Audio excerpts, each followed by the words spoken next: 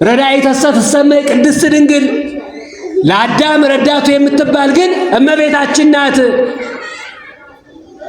ወበደመ ወልዳ ዘተሳየ ጠጥቶ በልጇ ደም የገዛችው በልጇ ደም የተቤዠችው እመቤት ለአዳም ረዳቱ ትባላለች።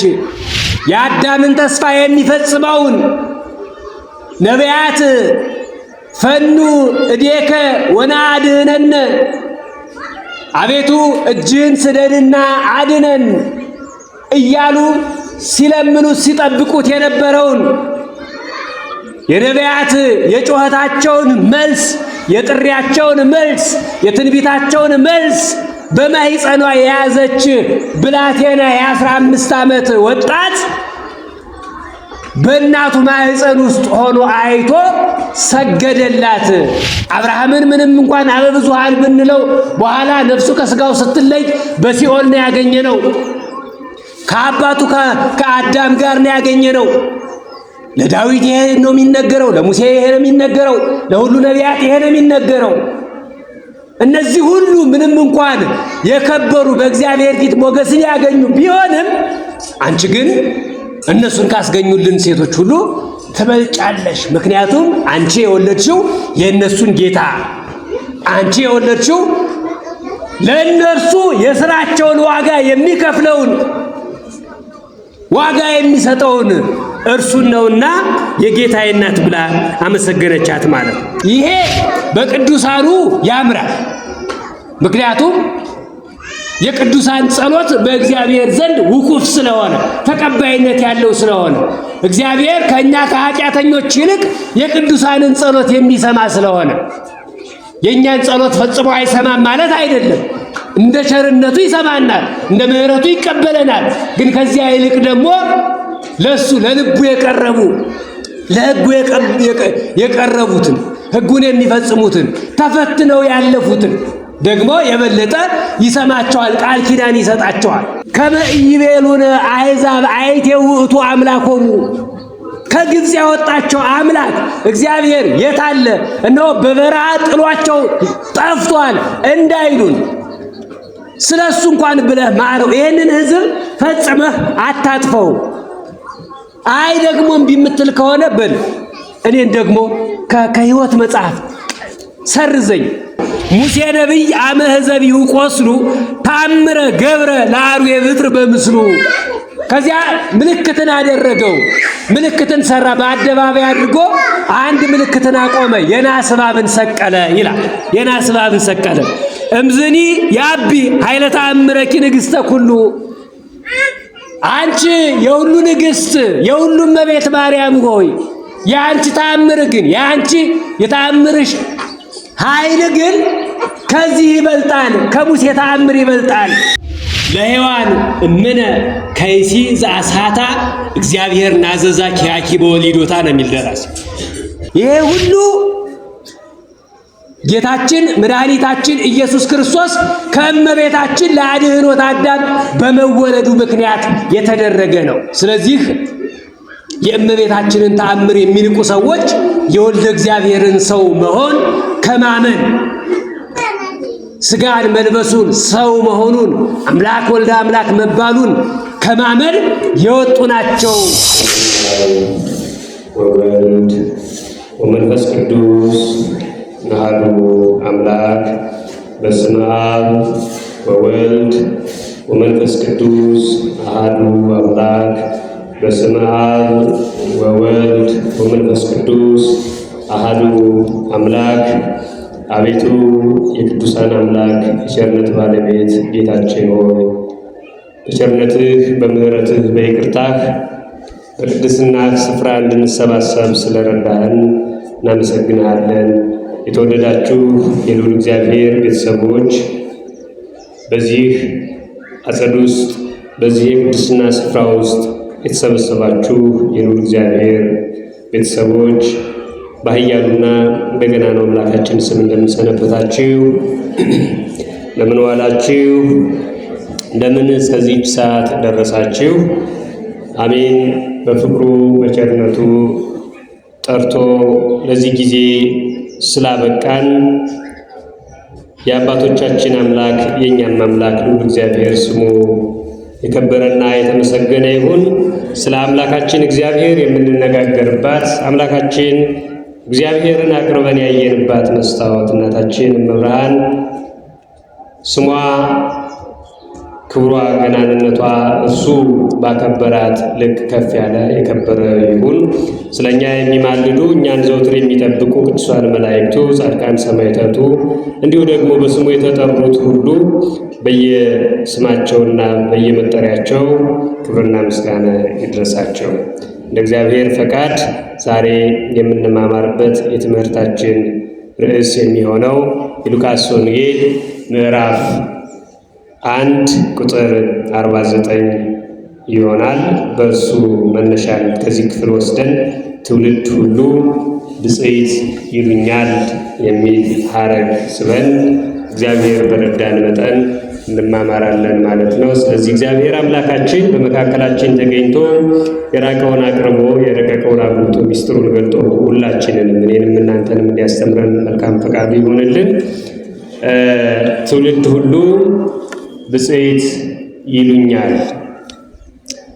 እንግዲህ ይሄ ሁሌም በጸሎታችን መጽሐፍ ቅዱስም ስናነብ እንዲሁ የምናገኘው የተለመደ የሚመስል ቃል ነው። የተለመደ የሚመስል ሐረግ ነው።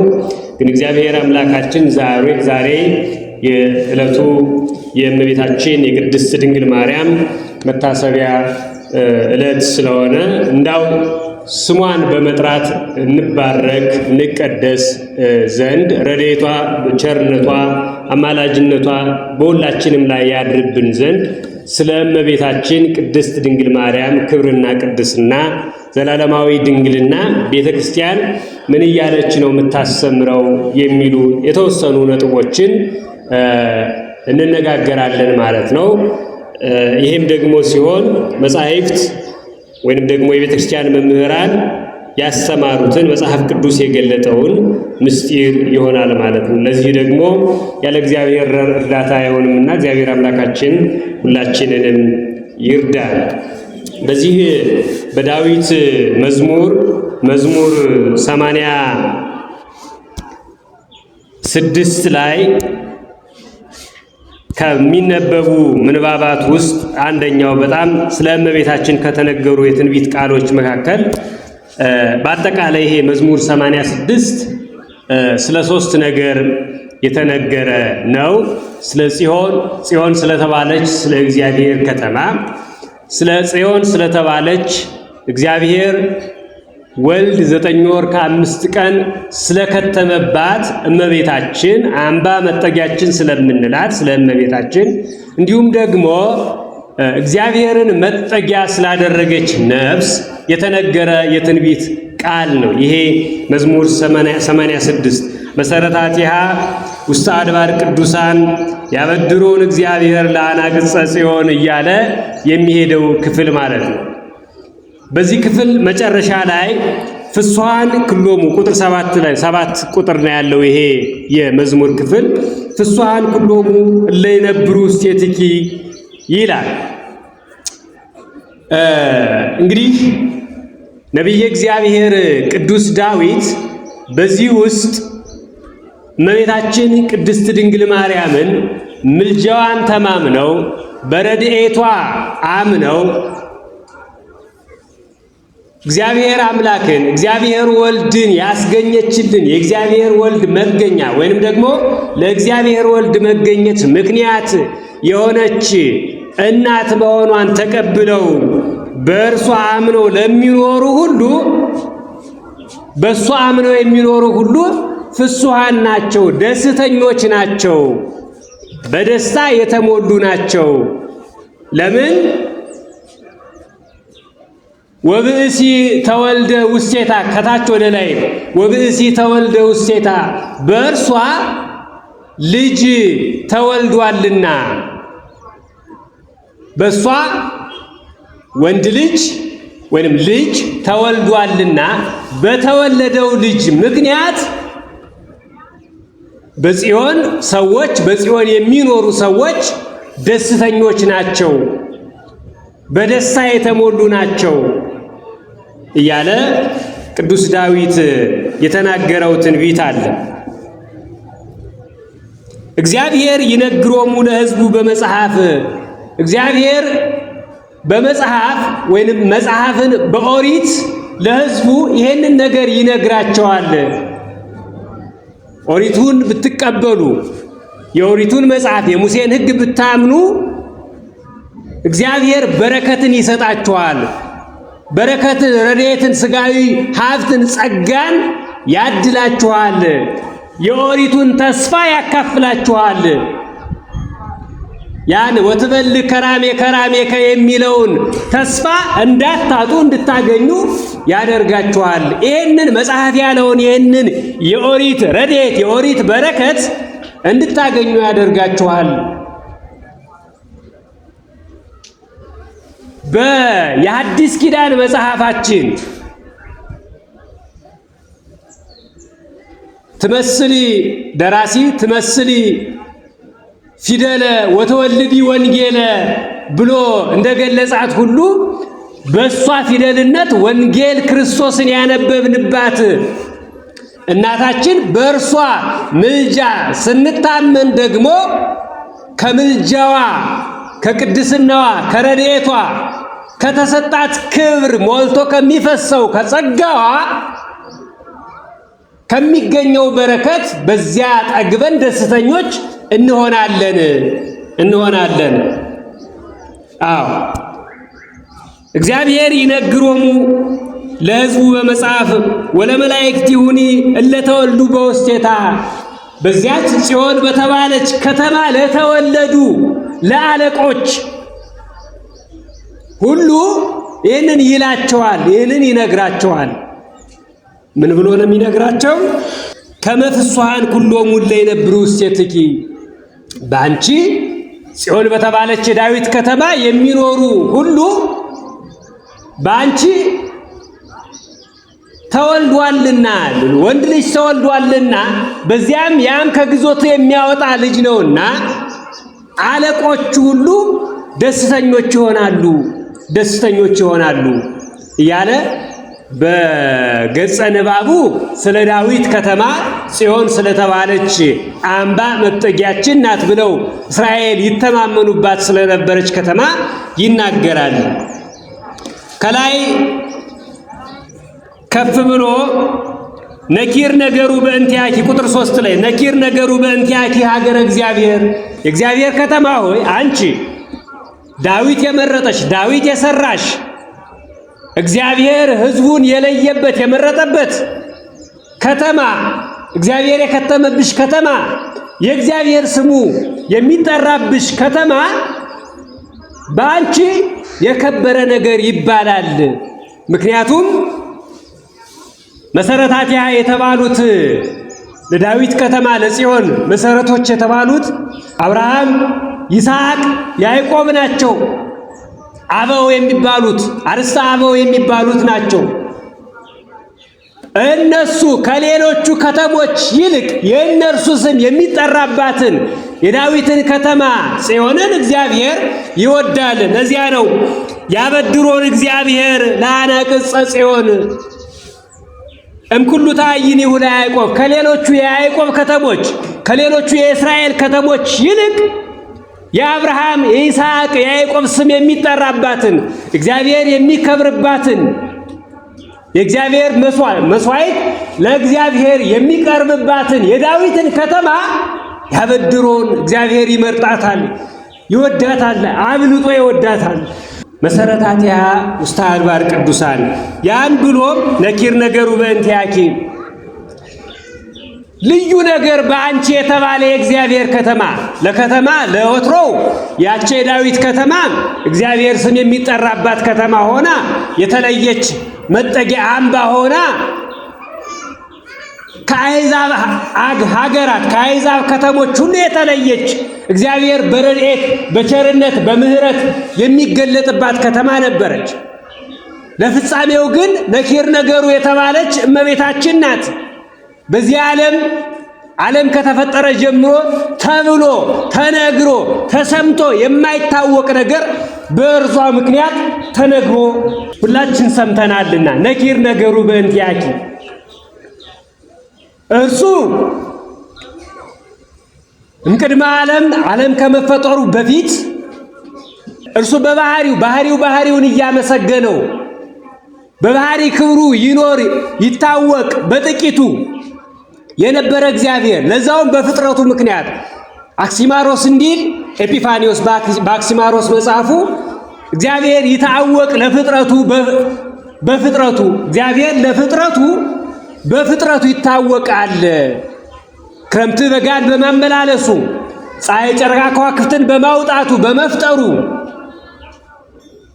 ለምድር ልምላሜን በመስጠቱ ዝናብን በማዝነቡ ፀሐይን በማውጣቱ እግዚአብሔር መኖሩ ለፍጥረቱ በዚህ ይታወቃል። ይህም ስርዓት እስከ ዓለም ፍጻሜ ድረስ ሳይዛባ በመቆየቱ እግዚአብሔር ይታወቅ ለፍጥረቱ በፍጥረቱ ምክንያት በዚህ ይታወቃል።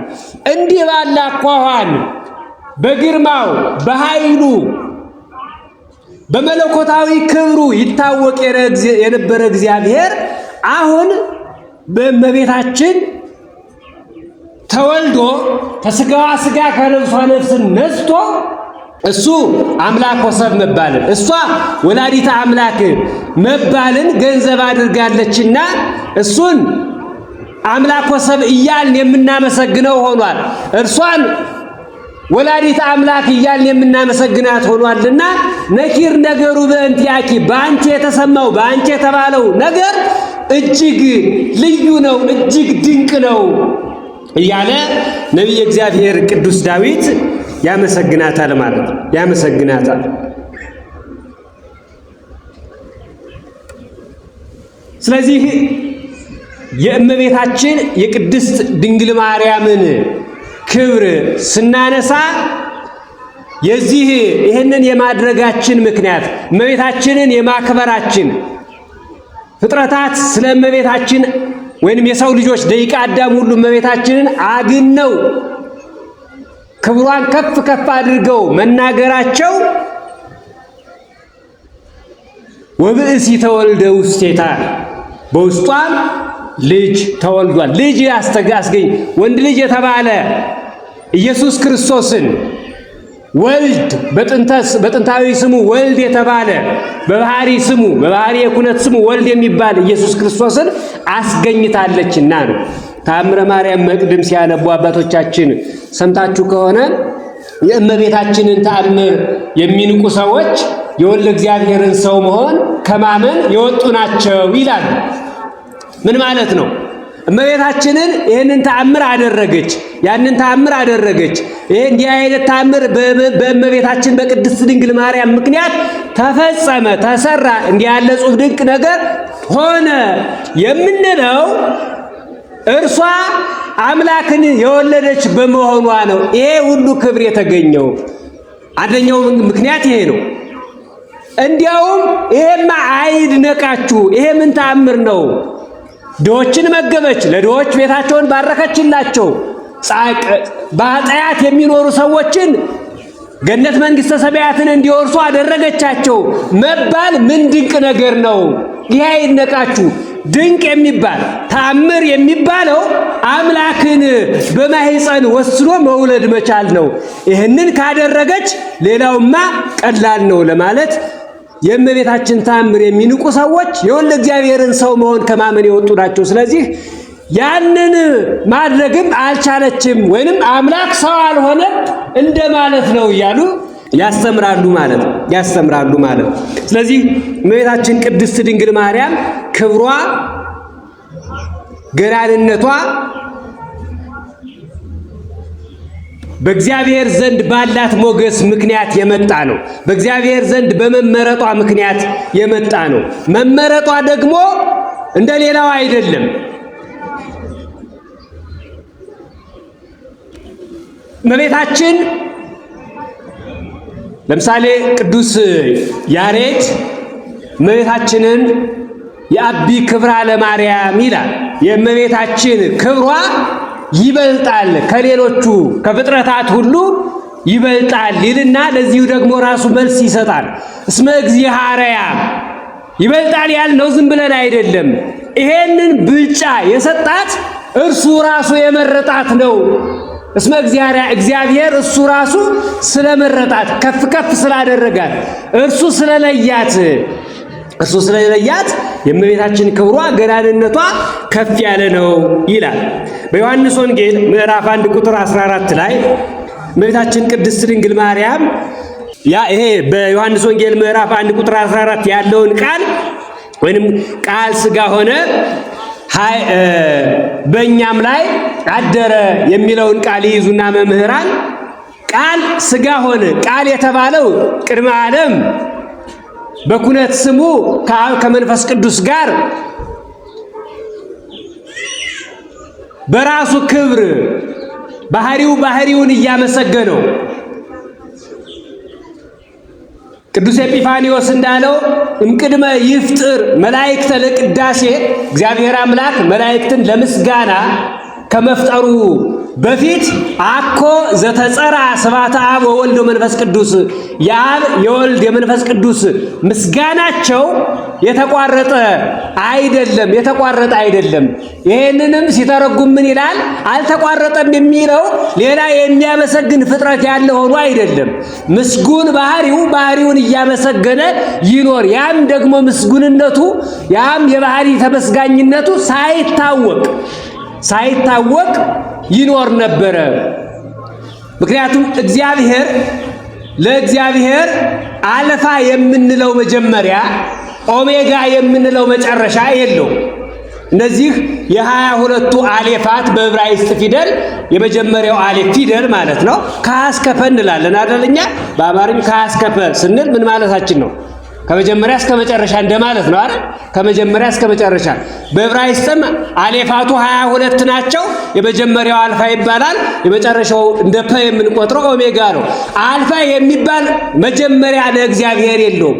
አልፋ የሚባል መጀመሪያ ለእግዚአብሔር የለውም ካልን ዓለም እስከተፈጠረበት ቀን ድረስ ያለው ልኬት ወይንም የዘመን ርዝማኔ አይታወቅም ማለት ነው። ዘመን መቆጠር መለካት የተጀመረው ፍጥረት ከተጀመረ ወዲህ ስለሆነ፣ ስለዚህ ያ ባልታወቀው ዘመን ስፍር ቁጥር በሌለው ዘመን እግዚአብሔር ነበረ፣ እግዚአብሔር አለ። ግን ህልውናው አልታወቀም ነበረ። አነዋወሩ አልታወቀም ነበረ። የሚያውቅ አእምሮ ልቦ ያለው ፍጥረት መላእክትና የሰው ልጅ ከተፈጠሩ በኋላ ነው እግዚአብሔር በመጠኑ ራሱን ለሰው ልጆች የገለጠው ማለት በመጠን። ስለዚህ ያ ቅድመ ዓለም ሳይፈጠር በባህሪው ዘንድ እየተመሰገነ ይኖር የነበረ እግዚአብሔር ቃልን አስገኝታለች። ስለዚህ ቃል ሥጋ ሆነ በእኛም ላይ አደረ መባልን ገንዘብ ያደረገው በእመቤታችን በቅድስት ድንግል ማርያም ምክንያት ነው። ስለዚህ ነው ክርስቲያኖች የሚያገኗት፣ ስለዚህ ነው ክርስቲያኖች የሚያከብሯት። አዎ በሌላ ክፍል ላይ እንዲሁም ሐዋርያው ቅዱስ ጳውሎስ መልእክት ለገላትያ ሰዎች የጻፈው መልእክቱ ምዕራፍ 4 ቁጥር 4 ላይ እንዲህ ይላል። ነገር ግን የጊዜው ፍጻሜ በደረሰ ጊዜ እግዚአብሔር ከሴት የተወለደውን ከሕግም በታች የተወለደውን ልጁን ላከ ይላል። ይሄ በቀለሚንጦስ መጽሐፉ ውስጥ ቅዱስ ጴጥሮስ ይሄ የቀለሚንጦስ የቅዱስ ጴጥሮስ ደቀ መዝሙር ነው። እግዚአብሔር ወልድ የመወለዱ ብስራት የአዳምን ስህተት ተከትሎ የእግዚአብሔር ወልድ የሰውን ልጅ ሥጋ መልበስ ወደዚህ ምድር መውረድ በጠባብ ደረት በአጭር ቁመት መወሰን ሲናገር እነሆ በ5 ቀን ተኩል አድንሃለሁ ለአዳም የተሰጠውን ተስፋ ነው። በሐሙስ ዕለት ወመንፈቃ ለዕለት ተወለድ እሞለት ተወለድከ ነው ከልጅ ልጅ ተወልጄ አድንሃለሁ ያለውን ተስፋ ቀለሚንጦስ ጽፎት መዝግቦት እናገኛለን። ያ ጊዜ በሐሙስ ዕለት በመንፈቃ ለዕለት ያለው ጊዜ ሲደርስ ማለቱ ነው። ነገር ግን የጊዜው ፍጻሜ በደረሰ ጊዜ ያ ተስፋው እውን የሚሆንበት እግዚአብሔር አንድያ ልጁን ወደ ዓለም የሚሰድበት ቅድስት ከምትሆን ከእመቤታችን የሚወለድበት ጊዜ ሲደርስ ነው የሚለው ቅዱስ ጳውሎስ። እግዚአብሔር ከሴት የተወለደውን ከሕግም በታች የተወለደውን ልጁን ላከ ይላል። እግዚአብሔር ይሄንን መባልን ተወለደ መባልን ገንዘብ ያደረገው በእመቤታችን ምክንያት ነው። በእመቤታችን ምክንያት ነው። እመቤታችን አባ ሕርያቆስ እንግዲህ ባለፈው በሱባኤው ወቅት ትርጓሜው ሲተረጎም ቅዳሴው ሲቀደስ ሰምታችኋል። ነጸረ አብ እምሰማይ የሚለው ክፍል ሲተረጎም ነጸረ የሚለው እግዚአብሔር አራቱን ማዕዘን የሚያድርበትን ማህፀን መፈለጉን ከዚያም ፈልጎም አልቀረም የፈለገውን ደግሞ ማግኘቱን ያንን ደግሞ ወኢረከበ ዘከማኪ ብሎ አባ ሕርያቆስ እንደገለጸው በተደጋጋሚ አባቶቻችን በየዕለቱ እየተረጎሙ ሲያስተምሩን ሰምታችኋል። ፈለገ አራቱን ማዕዘን ምስራቁን፣ ምዕራቡን፣ ሰሜኑን፣ ደቡብን አየ፣ አንሻተተ፣ ፈለገ። እንዳንቺ ያለ ግን አላገኘም። እንዳንቺ ያለ ግን አላገኘም። እግዚአብሔር ወልድን መሸከም የሚችል ማህፀን ጠባብ ሳለች ግን ዓለምን ሁሉ የሰራውን አምላክ በማህፀኗ መሸከም የሚያስችል አቅም ወይንም መመረጥ ያላት እናት እሷ እግዚአብሔር መምረጥ ከብዙዎች መምረጥ የሚሳነው ወይንም ደግሞ የሚደነቅ ነገር አይደለም። ለእግዚአብሔር ከሁሉ ለይቶ መምረጡ የተለየ የሚያስደንቀው ነገር ሆኖ አይደለም። እርሷ ግን በእግዚአብሔር ዘንድ ለዚህ ዓላማ መመረጥ የሚያስችላትን ብቃት ይዛ በመገኘቷ ምክንያት ትውልድ ሁሉ ብፅዕት እያሉ ሲያመሰግኗት ሲያወድሷት ይኖራሉ ማለት ይኖራሉ። ይህንን ተከትሎ የሉቃስ ወንጌል ምዕራፍ 1 ቁጥር 43 ላይ እመቤታችን ወተንሥአት ማርያም የሚለውን ክፍል ስናነብ የምናገኘው ነው። እመቤታችን ቅድስት ድንግል ማርያም አክስቷን ኤልሳቤጥን ወደ ኤፍሬም ሀገር ሄዳ በተራራማው በኤፍሬም ሀገር ሄዳ አክስቷን ልትጠይቅ ዘመዷን ኤልሳቤጥን ልትጠይቅ ምክንያቱም እድሜዋ ምንድነው በተለምዶ እንደሚባለው ጉድጓዷ ተምሷል ልጧ ተርሷል ተብሎ ስትጠበቅ የነበረችው ኤልሳቤጥ ከሸመገለች ካረጀች በኋላ እግዚአብሔር ልጅ እንደሰጣት በልጅ እንደባረካት ጸሎት ልመናዋን እንደሰማት ሰምታ ነበርና እመቤታችን ልትጠይቃት ወደ ተራራማው ሀገር ወደ ኤፍሬም ከተማ ሄደች ይላል። ከዚያ እመቤታችን እንዳገኘቻት ኤልሳቤጥን እንዳገኘቻት ሰላምታ ሲለዋወጡ በማህፀን ያለው መጥምቀ መለኮት ቅዱስ ዮሐንስ በእናቱ በኤልሳቤጥ ማህፀን ውስጥ ሆኖ የመጣችው በማህፀኗ ጌታን የአዳምን ተስፋ የሚፈጽመውን ነቢያት ፈኑ እዴከ ወናድህነነ አቤቱ እጅህን ስደድና አድነን እያሉ ሲለምኑት ሲጠብቁት የነበረውን የነቢያት የጩኸታቸውን መልስ የጥሪያቸውን መልስ የትንቢታቸውን መልስ በማህፀኗ የያዘች ብላቴና የ15 ዓመት ወጣት በእናቱ ማህፀን ውስጥ ሆኖ አይቶ ሰገደላት። አንፈራጽ እጓል በውስተ ከርሳ ለኤልሳቤጥ የእመቤታችንን ሰላምታ ሲሰማ ጽንሱ በማህፀኑ ውስጥ ሆኖ ዘለለ። ይህንን አይታም ወመላ መንፈስ ቅዱስ ላይለ ኤልሳቤጥ በዚህ ጊዜ መንፈስ ቅዱስ በኤልሳቤጥ ላይ መላባትና እንዲህ ብላ አሰምታ ተናገረች። የጌታዬ እናት ወደ እኔ ትመጣ ዘንድ እንዴት ይሆናል ብላ ጠየቀች ይላል። ሁለት ነገር፣ አንደኛ ይህንን ቃል ይህንን ንግግር የተናገረችው ኤልሳቤጥ መንፈስ ቅዱስ በመላባት ጊዜ ነው። ተመልከቱ፣ መንፈስ ቅዱስ በመላባት ጊዜ ነው። በእመቤታችን የሆነውን ነገር እንኳን ሌላው ሰው ይቅርና ካጠገቧ ያለው ዮሴፍ እንኳን አላወቀም ነበር። ምን እንደተፈጠረ ምን እንደተፈጸመ አላወቀም ነበር። ይጠብቃት ይንከባከባት ነበረ። ግን በዚያ ወቅት በብስራተ መልአክ አማካኝነት ጸንሳለች። ይህንን አላወቀም።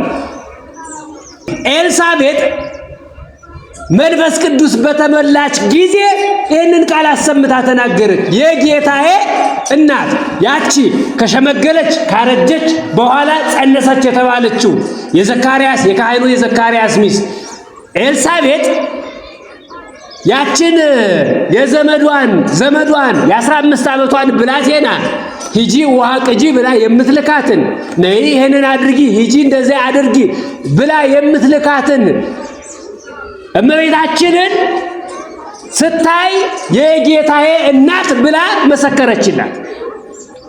አንደኛው ይሄ ክብር ይሄ ምስክርነት የመጣው መንፈስ ቅዱስን በመመላት ምክንያት ነው። ሁለተኛ በዚህች ብላቴና ማህፀን ውስጥ ያለው ጌታ እንደሆነ የነገራት ያወቀ ከመንፈስ ቅዱስ ውጭ በጽንሰት ጊዜ የነበረ መንፈስ ቅዱስ ነው። አሁንም በማህፀን ያለ እንግዲህ ተመልከቱ።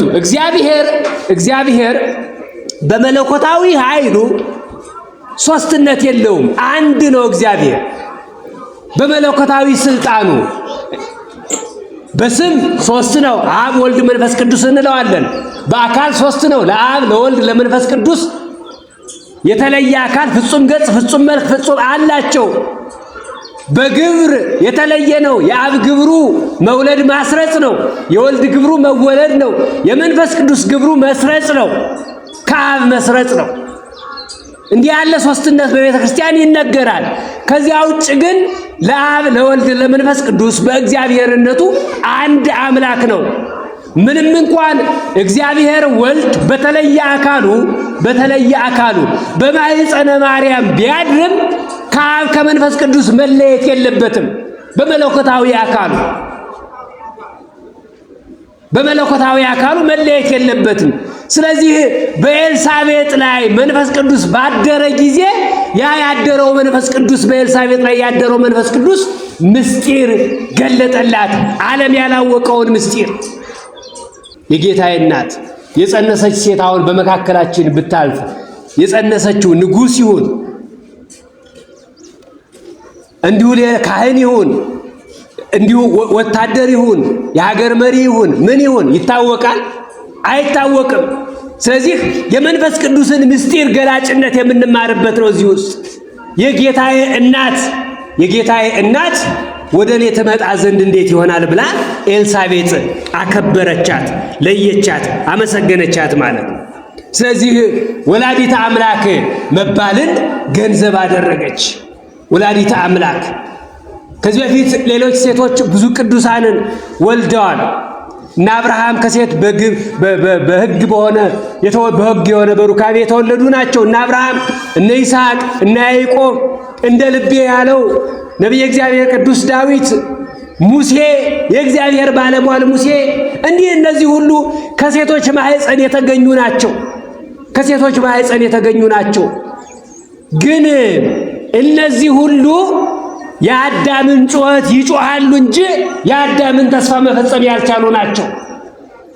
አዳም የጮኸውን ጩኸት፣ አዳም የለመነውን ልመና፣ አዳም ያለቀሰውን ለቅሶ ያለቅሱታል እንጂ ከአዳም ጋር ሆነው በአዳም ቦታ ሆነው አብርሃምን ምንም እንኳን አበብዙሃን ብንለው በኋላ ነፍሱ ከስጋው ስትለይ በሲኦል ነው ያገኘነው። ከአባቱ ከአዳም ጋር ነው ያገኘነው። ለዳዊት ይሄ ነው የሚነገረው፣ ለሙሴ ይሄ ነው የሚነገረው፣ ለሁሉ ነቢያት ይሄ ነው የሚነገረው። እነዚህ ሁሉ ምንም እንኳን የከበሩ በእግዚአብሔር ፊት ሞገስን ያገኙ ቢሆንም አንቺ ግን እነሱን ካስገኙልን ሴቶች ሁሉ ትበልጫለሽ። ምክንያቱም አንቺ የወለድሽው የእነሱን ጌታ፣ አንቺ የወለድሽው ለእነርሱ የሥራቸውን ዋጋ የሚከፍለውን ዋጋ የሚሰጠውን እርሱን ነውና የጌታዬ እናት ብላ አመሰገነቻት ማለት አመሰገነቻት። በዚህ 431 ዓመተ ምህረት የተፈጠረውን ታስታውሳላችሁ አይደል?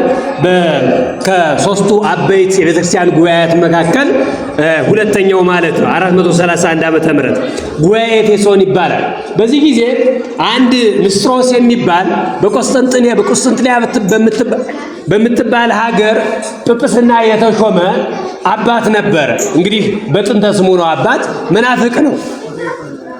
መናፍቅ ነው። እርሱ ተነስቶ የእግዚአብሔር ወልድን ባህሪ ከሁለት ከፍሎ አንዱን ሰው አንዱን መለኮት ብሎ በኋላ እመቤታችንን ደግሞ በዚሁ ትምህርቱ ምክንያት አይ ወላዲተ አምላክ አትባልም ወላዲተ ሰብ ትባላለች እንጂ ብሎ እመቤታችን ላይ የምንፍቅና በጌታችን በዋናነት ምንፍቅናው በጌታችን ላይ የተነገረ ምንፍቅና ነው። በዚያ ምክንያት አስተሳስሮ እመቤታችንን ወላዲተ ሰብ እያለ ያስተምር ጀመር። ይህንን የሰሙ መምህራን 200 የሚደርሱ ኤጲስቆጶሳትና ጳጳሳት በኤፌሶን ከተማ ተሰብስበው ንስጥሮስን በብዙ ትምህርት አዋረዱት። ከዚህ መካከል አንደኛው ቅዱስ ቄርሎስ ነው። የንስጥሮስን ትምህርት እመቤታችን ወላዲተ ሰብ ሳትሆን ወላዲተ አምላክ ቴዎቶኮስ የሚባል ተርም ወይም ቃል አምጥቶ እመቤታችን የምትባለው ወላዲተ አምላክ እንጂ ወላዲተ ሰብ አይደለም ብሎ አስተምሮ ይሄ ቅዱስ ቄርሎስ የእስክንድሪያ በግብፅ እስክንድሪያ በሊቀ ጳጳስነት ተመድቦ የነበረ አባት አስተምሮ እመቤታችን ከዚያ በኋላ ወላዲተ አምላክ እየተባለች የምትጠራ ሆነ ማለት ነው። ወላዲተ አምላክ ከዚያ በፊት ሃይማኖት በዚህ በአንደኛውና በሁለተኛው መቶ ክፍለ ዘመን የሃይማኖት ትምህርት የመጀመሪያው ክፍለ ዘመን ሃይማኖት የሚሰበክበት አይሁድ የሰቀሉት ክርስቶስ ተነስቷል እየተባለ ክርስትና የሚሰበክበት መከራ የሚበዛበት ያንን የሚናገር የሚገደልበት የነበረ ነው። በኋላ ደግሞ ዘመነ ሊቃውንት ሲደርስ ነው የሃይማኖት ትምህርት መሰረቱ በደንብ እየጸና ትክክለኛው ትምህርት እየተለየ እየታወቀ የመጣ ማለት ነው። ስለዚህ ወላዲተ አምላክ የሚል መጠሪያ ማዕረግ በእኛ በክርስቲያኖች ዘንድ የበለጠ እንዲታወቅ እንዲነገር ሆነ ማለት ነው፣ በጉባኤ ኤፌሶን ምክንያት ማለት ነው። ስለዚህ እመቤታችንን ወላዲተ አምላክ እያልን የምንናገር ሁሉ ፍስሐን ኩሎሙ እለ ውስቴትኪ እለ ይነብሩ ውስቴትኪ፣ ወላዲተ አምላክ አንቺን ወላዲተ አምላክ እርሱን አምላክ ወሰብ የሚሉ ሰዎች ሁሉ ፍስሐን ናቸው፣ ደስተኞች ናቸው፣ በሐሴት ይኖራሉ። የጸጋው የክብሩ የተሰጎቱ ወደዚህ ዓለም የመምጣቱን ነገር ያመኑ ናቸውና በዚህ ምክንያት የሚገኘውን በረከት ስለሚያገኙ ደስተኞች ናቸው። ሌላው በእመቤታችን ያገኘነው ነገር የምልጃዋን ነገር ማማለድ ለሁላችንም የተሰጠ ነው። አንዱ ለአንዱ መለመን ማለት ነው አይደል? ማማለድ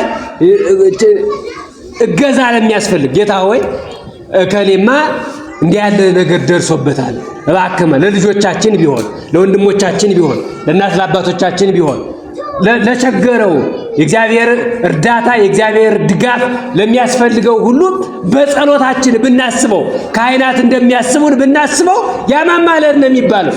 ስለ ሰዎች እግዚአብሔርን መጠየቅ፣ ሰዎች ስለደረሰባቸው ችግር እግዚአብሔር እንዲምራቸው ቸርነት እንዲያደርግላቸው እግዚአብሔርን መጠየቅ ማማለድ ይባላል ማለት በሰዎችና በእግዚአብሔር መካከል ቆም። ይሄ በቅዱሳኑ ያምራል።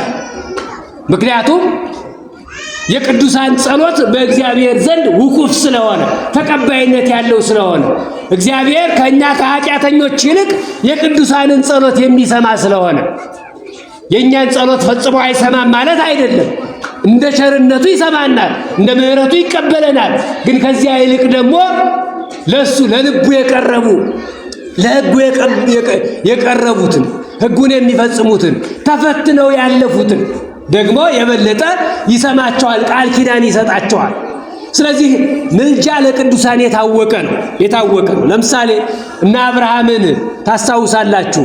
ስለ ሰዶምና ስለ ገሞራ ስለ ከተሞቹ ስለ ሕዝቡ በዚያም ስለሚኖሩት ስለ ሕዝቡ ሲያማልዱ ከእግዚአብሔር ጋር ሲነጋገሩ እነ ሙሴን ታስታውሳላችሁ። በእስራኤል ለእስራኤል ዕለት ዕለት በምልጃ በእግዚአብሔር ፊት የሚቆም ነቢይ ነበረ ሙሴ።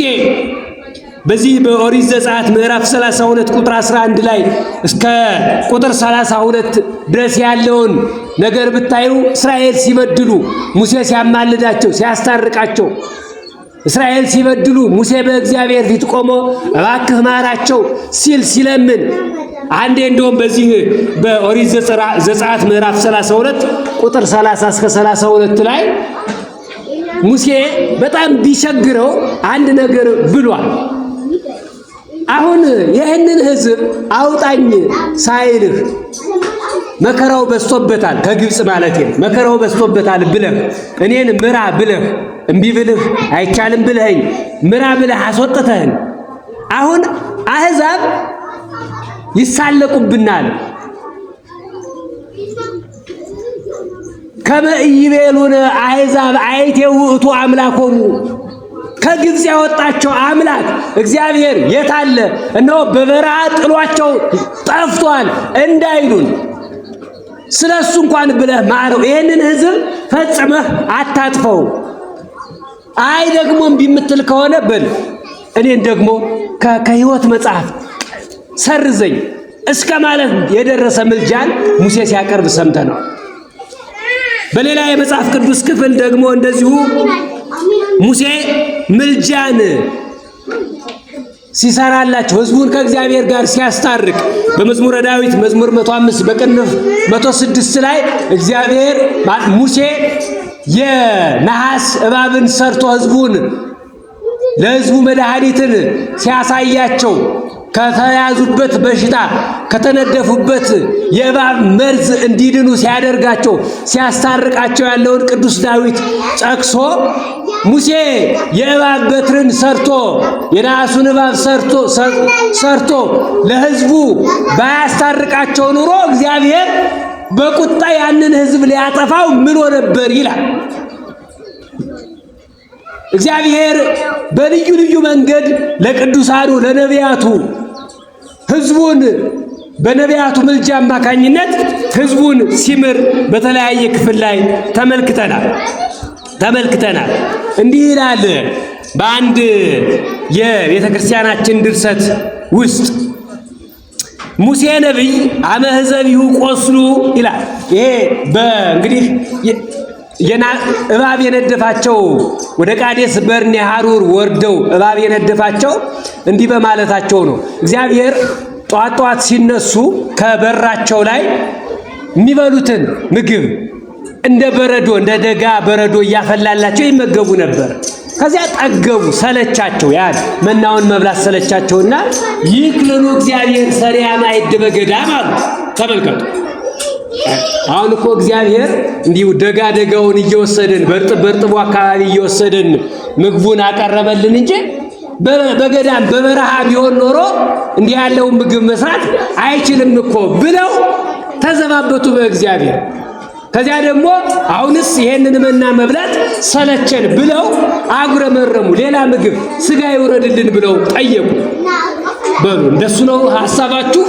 እኔ እኮ መንገደኞች ናችሁ፣ በረሃውን አትችሉትም፣ በደጋው ብትሄዱ መንገዱ ይቀልላችኋል ብዬ ነው እንጂ የምግቡ ነገር አሳስቦኝ ነው። በሉ እንግዲያውስ ብሎ መንገድ አስቶ ወደ ቃዴስ በርኔ ሲና በረሃ በምንለው በዚያ ጭው ባለ አሸዋሎቻ ባለበት መንገድ መራቸው። ወደዚያ ሄዱ። በዚያ የፈለጉትን ሰጣቸው፣ አልከለከላቸው። ስጋውን አበላቸው፣ የሚፈልጉትን ሰጣቸው። ከዚያ ግን የበረሃ እባብ ነዘር የሚባል የበረሃ እባብ እየተነሳ እየነደፈ ስንቱን እስራኤላዊ በመንገድ ላይ ጨረሰው። ይህንን ነው ቁስል የሚለው ደራሲውም።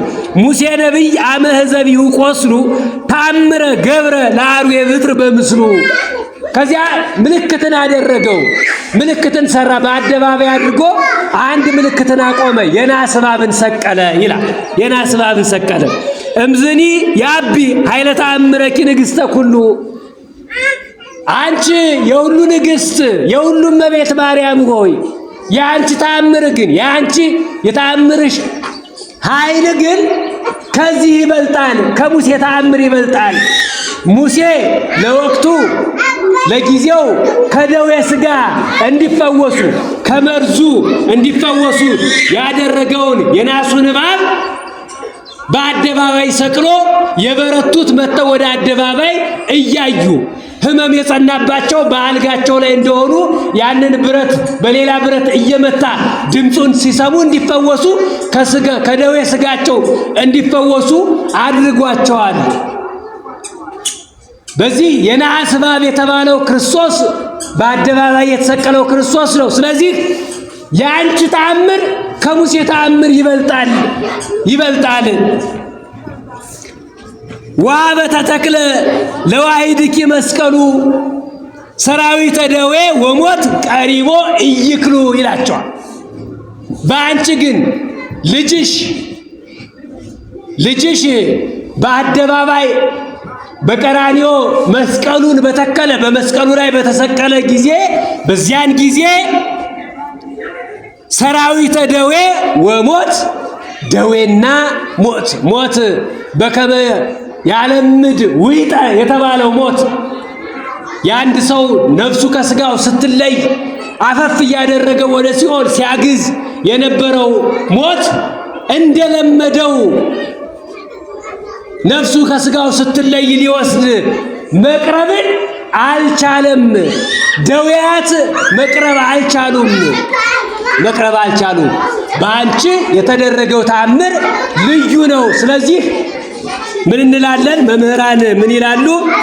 ለኪ ይደሉ ዘእምክሎሙ ቅዱሳን ትሳሊ ለነ ቅዱስ ያሬድ ቅዱስ ኤፍሬም በእሁድ ውዳሴ ማርያም የመጨረሻው ክፍል ከቅዱሳን ሁሉ ለአንቺ ትለምኝልን ዘንድ ለአንቺ ይገባል ትለምኝልን ዘንድ ይገባል። ከቅዱሳን ሁሉ ትለምኝልን ዘንድ ለአንቺ ይገባል ይላል ቅዱስ ኤፍሬም። ለዚሁም ምክንያቱ ምንድነው? በአንቺ የተደረገው እነሆ የተለየ ስለሆነ የከበረ ስለሆነ ስለዚህ እመቤታችንን የምናከብራት በዚህ ምክንያት ነው። በእርሷ ያገኘ ነው መድኃኒተ ሥጋ ወነፍስ የሚሆን የነፍስም የሥጋም መድኃኒት የሚሆን አምላክ ወልደ አምላክ በእርሷ ሰው ስለሆነ ስለ እመቤታችን የሚነገረው ነገር ሁሉ ምክንያቱ እሱ ነው። ምክንያቱ ምስጢረ ሥጋዌው ነው። በእርሷ የተደረገው ተአምር ነው። በዚህ ምክንያት እመቤታችንን ዳግሚት ሔዋን እንላታለን። ረዳኢተ አዳም ማለት ነው። ለወትሮው እግዚአብሔር ሰው ብቻውን ይሆን ዘንድ አይገባም ብሎ አዳምን ከአዳም ጎን ከእቱም ጎኑ ሔዋን አንድ አጥንትን አውጥቶ ሔዋንን ሰራለት፣ ሔዋንን ፈጠረለት። ረዳት የሚመቸውን ረዳት እንፍጠርለት ብሎ መምህራን ይረዳይቶ ሔዋን ለአዳም ሔዋን እንደታሰበው በጥንተ ፍጥረት እንደታለመው አዳምን የረዳችው አይደለም፣ አልረዳችውም። ወበሰባቱ ዓመት እምገነተ ተድላ አውጻቶ 7 ዓመት ብቻ ቆይቶ ያ ተድላ ደስታ ካለበት ገነት እንዲወጣ አድርገዋለችና ረዳትስ አትባልም። ሔዋን ረዳት አትባልም። ረዳኢተሰ ትሰመይ ቅድስት ድንግል ለአዳም ረዳቱ የምትባል ግን እመቤታችን ናት። ወበደመ ወልዳ ዘተሳየጠቶ በልጇ ደም የገዛችው በልጇ ደም የተቤዠችው እመቤት ለአዳም ረዳቱ ትባላለች። በዚህም ምክንያት ዳግሚት ሔዋን በዚህ በአንደኛ ቆሮንቶስ ምዕራፍ 15 ቁጥር 21 እስከ 22 ላይ እንዲህ የሚል ንባብ አለ። ሞት በሰው በኩል እንደመጣ ትንሣኤ ሙታን በሰው በኩል ሆኗልና። ሞት በመጀመሪያው ሰው በኩል እንደመጣ ትንሣኤ ሙታን ደግሞ በሁለተኛው ሰው በኩል ሆኗል። የመጀመሪያው ሰው የሚለው አዳምን ነው። ሁለተኛው ሰው የሚለው ደግሞ ሰውነታችንን የሰውነት ክብራችንን ማዕረጋችንን የመለሰልን ክብራችን የመለሰልን ፈቀደ እግዚ ያግዞ ለአዳም ሕዙነ ወትኩዘ ልብ ወያግብዎ ሀበዘ ትካት መንበሩ ወደ ቀደመ ክብሩ እንዲመለስ የወደደ እግዚአብሔር እርሱ ዳግማዊ አዳም ክርስቶስ ይባላል። ለዚህ ደግሞ ምክንያት የሆነች እመቤት ዳግሚት ሔዋን ትባላለች ማለት ነው። ዳግሚት ሔዋን ትባላለች። ለሔዋን እምነ ከይሲ ዘአስሐታ እግዚአብሔር ናዘዛ ኪያኪ በወሊዶታ ነው የሚል ደራሲ። እናታችን ሔዋንን ከይሲ የተባለ ዲያብሎስ ቢያስታት እግዚአብሔር ግን አንቺን በመውለድ አረጋጋት። አንቺን እንደገና ዳግም በመውለድ ወልደ እግዚአብሔር ሕያውን ስትወልድ ዓለሙን ሁሉ እንደገና ወለደችው እመቤታችን። እንደገና ወደ ክብሩ ተጥሎ የነበረ የሰው ልጅ እንደገና ወደ ክብሩ እንዲመለስ ሆነ በእመቤታችን ምክንያት ማለት ነው። ስለዚህ ረዳኢተ አዳም ዳግሚት ሔዋን ትባላለች ማለት ነው። በዚህ ምክንያት ሴቶች ትምክህተ ዘመድነ የሚሏት ሆነዋል። የባህሪያችን መመኪያ ሰዎች ይዘባበቱባቸው ነበር በእናንተ ምክንያት፣ ወንዶች ይዘባበቱባቸው ነበር በእናንተ ምክንያት። ተድላ ደስታ ካለበት ከገነት ወጣን ተባረርን እያሉ ይናገሩ ነበር። በኋላ ግን አይ ቅዱስ ኤፍሬም እንደተናገረ በእንተ ሔዋን ተሐጽኦ ተገነት፣ ምንም እንኳን የገነት ደጅ በሔዋን ምክንያት የተዘጋ ቢሆንም ወበእንተ ማርያም ድንግል ተርኅወ ለነ ዳግመ፣ በእመቤታችን በቅድስት ድንግል ማርያም ዳግመኛ ተከፈተልን፣ የገነት ደጅ ተከፈተልን፣ ክብራችን ተመለሰ። የእኛን ሞት እሱ ሞተ። የተወለደው በእመቤታችን የተገኘው የእርሱን ሕይወት ከእመቤታችን የነሳውን ሕይወት የእርሱን ክብር ደግሞ ለእኛ ሰጠን። ዘዚአነ ሞተ ነሳ ወእንቲአሁ ሕይወተ ወሀበነ መባልን በዚያ ምክንያት አገኘን፣ ከእመቤታችን አገኘነው ማለት ነው። ስለዚህ ትምክህተ ዘመድነ አክሊለ ምክህነ የምንላት ሆነ ማለት ነው። ይሄ ሁሉ ጌታችን መድኃኒታችን ኢየሱስ ክርስቶስ ከእመቤታችን ለአድኅኖተ አዳም በመወለዱ ምክንያት የተደረገ ነው። ስለዚህ የእመቤታችንን ተአምር የሚንቁ ሰዎች የወልደ እግዚአብሔርን ሰው መሆን ከማመን፣ ሥጋን መልበሱን፣ ሰው መሆኑን፣ አምላክ ወልደ አምላክ መባሉን ከማመን የወጡ ናቸው የሚሉት መምህራን በዚህ ምክንያት ነው ማለት ነው። ስለዚህ ለእመቤታችን የበዛ ክብር ቤተክርስቲያን ሰጥታ አታውቅም። እንደውም በመኑ ነው የምትለው። በመኑ በአምሳለ መኑን አስተማስለኝ፣ በማን እንመስልሽ? ምሳሌው ሁሉ ዘያጽጽ የሆነ በእሷ ምክንያት የተደረገው ነገር ክብሩ ከፍ ከፍ ያለ ልዕልናው የበዛ የገዘፈ ሆኖ የምንሰጠው ምሳሌ ግን ያነሰ ይሆናል። ስለዚህ ዘመጠነ ዝተክህለነ አባ ሕርያቆስ እንዳለው የተቻለንን ያክል እናመሰግናታለን። ግን እግዚአብሔር ባከበራት፣ እግዚአብሔር በመረጣት፣ እግዚአብሔር ከፍ ከፍ ባደረጋት ልክ ግን ማንም እመቤታችንን ማመስገን የሚቻለው የለም ማለት ነው። ስለዚህ ትውልድ ሁሉ ብፅዕት ይሉኛል፣ ትውልድ ሁሉ ብፅዕት ይሉኛል። የሉቃስ ወንጌል ምዕራፍ 1 ቁጥር 49። እመቤታችን ከእመቤታችን ረድኤት በረከትን ሁላችንን የሚያድለን ሱባኤዋን በአግባቡ እንደጨረስን ደግሞ ከሱባኤው የሚገኘውን ረድኤት በረከት ደግሞ እንደየልካችን፣ እንደየአቅማችን፣ እንደየመሻታችን እመቤታችን እንድታድለን እስከ ዛሬ ያለው ቀን ከ16 እስከ 21 ያለው ትንሣኤዋ እርገቷ የሚነገርበት ነውና በትንሣኤዋ እንድትባርከን፣ በእርገቷ እንድትባርከን ለሐዋርያት የተሰጠው ረድኤት በረከት ሐዋርያት እመቤታችንን ነውና ጾም ጸሎት አድርገው ያገኙት። እኛም ደግሞ እሷን በልባችን በቤታችን ማስቀመጥ የምንችልበትን መንገድ እግዚአብሔር እንዲፈቅድልን፣ እመቤታችንን በሁላችንም ልብ እንዲያሳድርልን፣ ፍቅሯን በልባችን እንዲያጸናልን የልዑል እግዚአብሔር ፈቃዱ ይሆንልን። ያስተማረን የመከረን የገሰጸን የአባቶቻችን አምላክ ስሙ ለዘላለም የከበረና የተመሰገነ ይሁን። ይቆየን።